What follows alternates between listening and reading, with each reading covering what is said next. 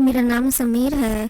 12वीं के एग्ज़ाम ख़त्म होते ही मम्मी ने कहा, कुछ दिन ताऊ जी के शहर चला जा, माहौल भी बदल जाएगा और घूमना भी हो जाएगा। मैं अगले ही दिन निकल पड़ा। ताऊ जी काम के सिलसिले से अक्सर बाहर रहते थे। घर पर सिर्फ उनकी किराएदार पूजा रहती थी, जिसकी उम्र करीब 35 साल थी। उसका पति सालों से विदेश में नौकरी करता था और वह अकेले ही अपनी छोटी सी बुटीक संभालती थी। जब मैं घर पहुंचा तो ताऊ जी ने मेरा स्वागत किया, लेकिन उसी शाम उन्हें अचानक दूसरे शहर जाना पड़ा। जाते जाते उन्होंने कहा, समीर, 2-4 दिन पूजा भाभी का ध्यान रख लेना। कोई दिक्कत होगी तो इन्हीं से कहना।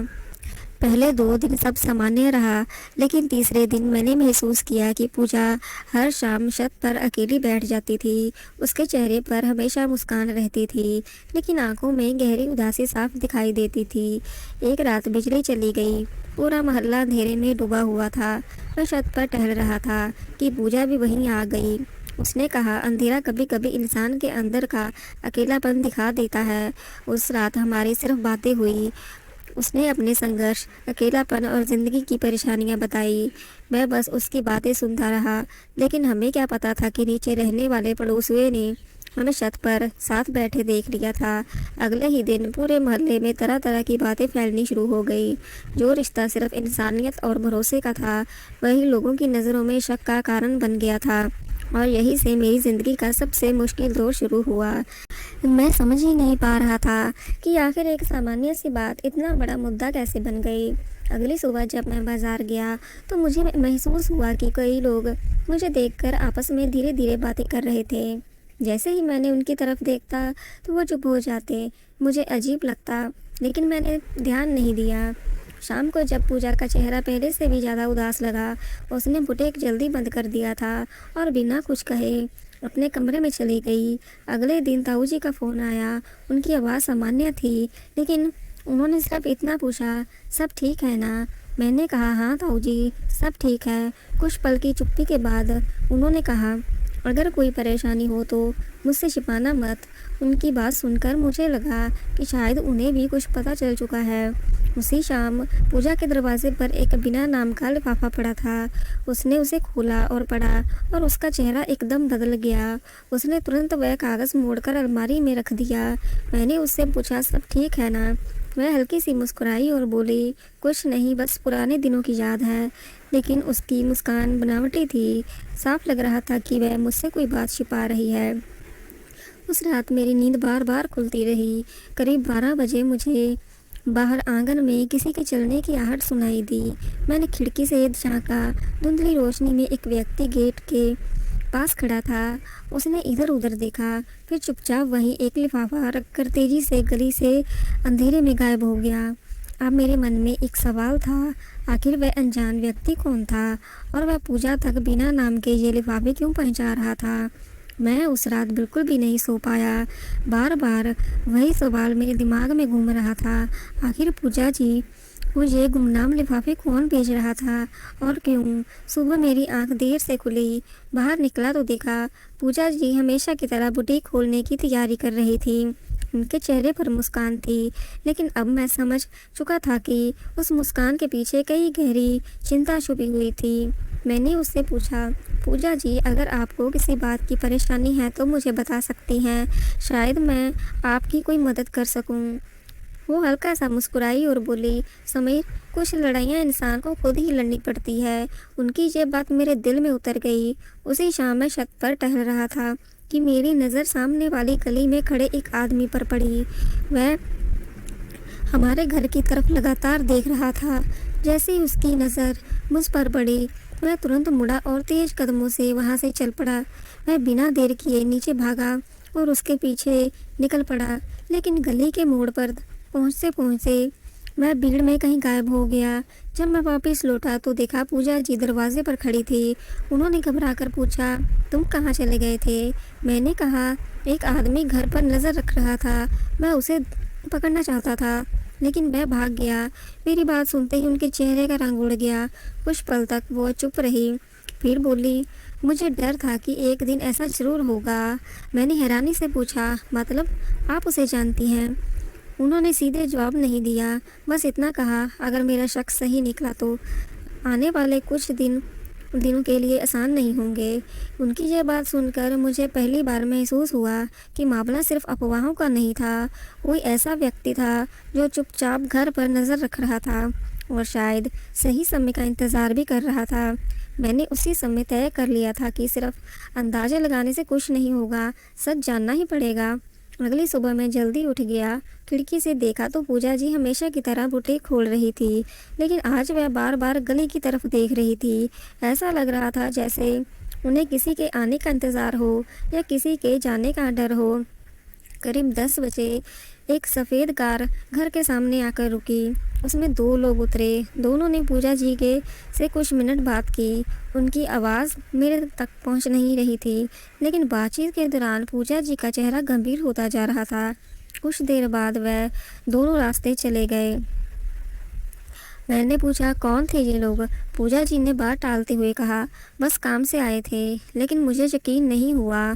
उस शाम मैंने देखा कि पूजा जी ने बुटीक सामान्य समय पहले बंद कर दिया। उन्होंने दुकान की सारी फाइलें एक बड़े बैग में रखी और उन्हें लेकर ताऊ जी के पुराने स्टोर में चली गईं। मैं भी चुपचाप उनके पीछे गया। स्टोर रूम का दरवाज़ा थोड़ा खुला था। अंदर से उनकी आवाज़ आ रही थी। अब ज़्यादा दिन तक ये बात छिपा नहीं पाएगी, मैंने सोचा। शायद कि अंदर कोई और है, लेकिन अब मैंने धीरे से झांक कर देखा तो कमरे में सिर्फ पूजा जी थी। मैं मोबाइल पर किसी से बात कर रही थी। आगे उन्होंने कहा, अगर सच सामने आया तो कई लोगों की गलतफहमी हमेशा के लिए ख़त्म हो जाएगी। इतना कहकर उन्होंने कॉल काट दी। मैं जल्दी से वापस अपने कमरे में आ गया ताकि उन्हें शक न हो। रात को खाने के समय सब सामान्य दिखने की कोशिश कर रहे थे, लेकिन माहौल में अजीब सी खामोशी थी। तभी अचानक दरवाजे की घंटी बजी। मैंने दरवाज़ा खोला। वहाँ पर बुजुर्ग महिला खड़ी थी जो सामने वाले घर में रहती थी। उन्होंने मेरी तरफ देखा और धीरे से बोली, समीर बेटा, अगर तुम्हें पूजा पर भरोसा है तो कल सुबह ठीक 9 बजे पुराने सामुदायिक भवन के पीछे पहुँच जाना। वहाँ तुम उनके सारे सवालों के जवाब मिलेंगे जो कई दिनों से तुम्हारे मन में चल रहे हैं। मैं कुछ पूछ पाता। उसने पहले ही तेजी से वापस चली गई। अब मेरी बेचैनी और भी बढ़ चुकी थी। आखिर पुराने सामुदायिक भवन के पीछे ऐसा क्या होने वाला था जिसके बारे में पूरे मोहल्ले को किसी को भी पता नहीं था। अगली सुबह ठीक 9 बजे मैं पुराने सामुदायिक भवन के पीछे पहुंच गया। वहाँ सन्नाटा था। कुछ मिनट तक मुझे कुछ दिखाई नहीं दिया। तभी बुजुर्ग महिला धीरे धीरे मेरी तरफ आई। उन्होंने कहा, तुम आ गए, अच्छा किया। मैंने तुरंत पूछा, आखिर हो क्या रहा है? सब लोग आधी अधूरी बातें क्यों कर रहे हैं? उन्होंने मेरी तरफ देखा और बोली, क्योंकि सच पूरा बताए बिना किसी पर भरोसा नहीं करना चाहिए। इतने में पूजा जी वहाँ आ गई। उनके हाथ में वही बैग था जिसे मैंने कल स्टोर रूम में देखा था। उन्होंने बैग मेरे सामने रखा और बोली, समीर, इसे खोलो। मैंने बैग खोला। अंदर बुटीक के डिज़ाइन, पुराने बिल और रसीदें और कई सारी फाइलें थी। मैंने हैरान होकर बोला, ये सब? पूजा जी ने कहा, पिछले 3 सालों से मैं इस बुटीक को बचाने की कोशिश कर रही हूँ। कुछ लोग चाहते हैं कि मैं ये जगह छोड़ दूँ ताकि जहाँ अपनी दुकान बना सके। उन्होंने पहले डराने की कोशिश की, फिर गुमनाम चिट्ठियाँ भेजी और जब उससे भी बात नहीं बनी तो मोहल्ले में सारी बातें अफवाहें फैलानी शुरू कर दी। मेरे पैरों तले ज़मीन खिसक गई। मैंने पूछा, लेकिन हमारा नाम इसमें क्यों घसीटा गया? उन्होंने धीमे स्वर में कहा, क्योंकि जिस दिन लोगों ने हमें छत पर देखे हैं, उन्होंने एक नया बहाना मिल गया था। उन्हें सच नहीं चाहिए था, बस चर्चा करने का एक विषय चाहिए था। उसी समय ताऊ जी भी घर पहुंच गए। उन्होंने मेरी तरफ देखा और कहा, समीर, इसलिए मैं बार बार कहता था कि हर सुनी हुई बात पर यकीन मत किया करो। मैंने पहली बार महसूस किया कि कुछ अफवाहें सिर्फ किसी की इज्जत नहीं बल्कि उसकी पूरी मेहनत और पहचान को भी नुकसान पहुंचा सकती है। तभी पीछे से आवाज़ आई, आप शायद सच सबके सामने आना चाहिए। हम सब ने मुड़कर देखा। सामने मोहल्ले के कुछ लोग खड़े थे। उनमें वही व्यक्ति था जिसे मैंने कुछ दिन पहले घर के बाहर घूमते हुए देखा था। मैं धीरे धीरे आगे आया, कुछ पल चुप रहा और फिर बोला, आज मुझे अपनी गलती माननी है। उसकी गलती। अगली बात सुनने के लिए वहाँ मौजूद हर व्यक्ति बिल्कुल शांत हो गया।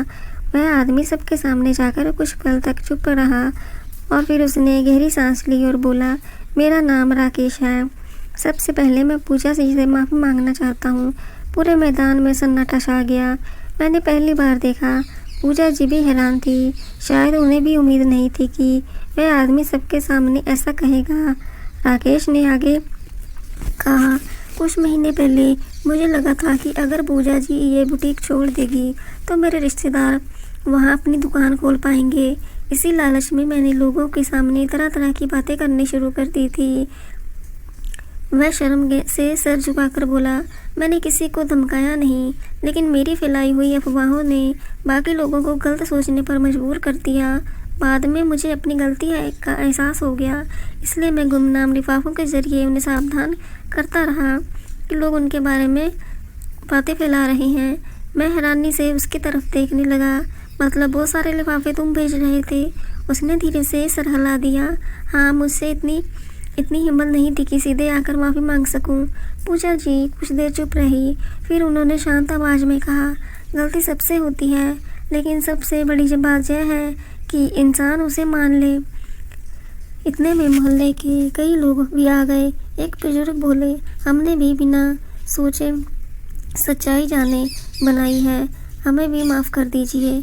मैं इन सब को देख रहा था। कुछ दिन पहले भी लोग फुसफुसा कर बातें कर रहे थे और आज सबके सामने अपनी गलती स्वीकार कर रहे हैं। ताऊ जी मुस्कुराए और बोले, याद रखिए, अफवाहें फैलाने में 1 मिनट लगता है, लेकिन भरोसा वापस बनाने में कई साल लग जाते हैं। उस दिन के बाद मोहल्ले का माहौल पूरी तरह से बदल चुका था। पूजा जी ने फिर से अपनी बुटीक पर ध्यान देना शुरू कर दिया। लोग अब उनके काम की तारीफ करते। कई महिलाएं उनकी दुकान में कपड़े सिलवाने के लिए आती थी। मेरी छुट्टियां भी ख़त्म होने लगी थी। जिस दिन से मैं वापस घर लौट रहा था, पूजा जी ने मुझे छोटा सा पैकेट दिया। मैंने पूछा, इसमें क्या है? मैं मुस्कुरा कर बोली, इसे घर पहुंचकर खोलना। ट्रेन में बैठने के बाद मैंने पैकेट खोला। उसमें एक छोटा सा हाथ से बना हुआ कपड़ों का बुक मार्क था। पीछे लिखा था, सच्चा इंसान वही होता है जो लोगों की बातों में नहीं, अपने अनुभव से किसी का चरित्र पहचानता है। मैं मुस्कुरा दिया। उस एक छोटी सी मुलाकात ने मुझे ज़िंदगी का सबसे बड़ा सबक सिखा दिया था। हर दिखाई देने वाली पूरी कहानी सच्चाई नहीं होती है। कई बार सच अफवाहों के शोर से कहीं ज़्यादा शांत होता है। मैंने वह बुक मार्क अपनी डायरी में संभाल कर रख लिया।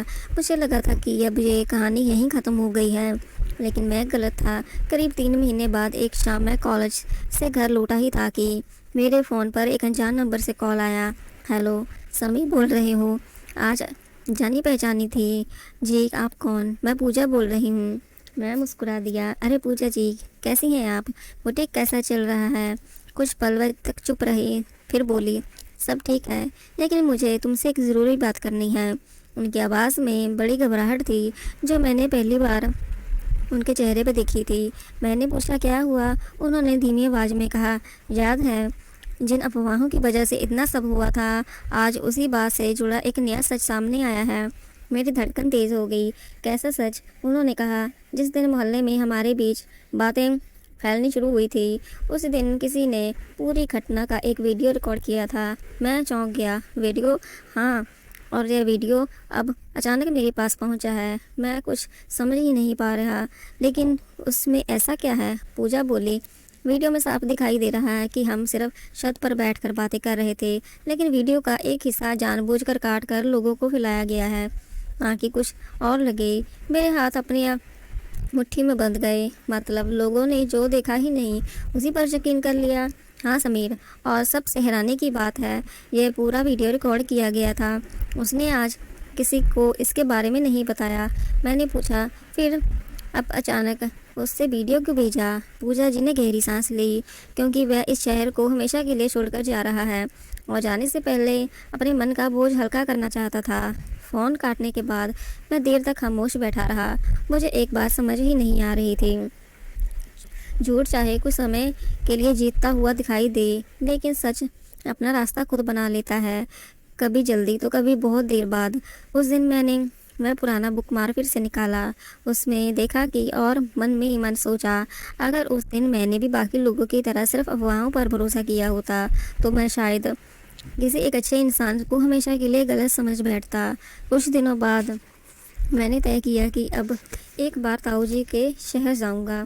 जैसे ही मैं वहां पहुंचा, सबसे पहले बुटीक की तरफ गया।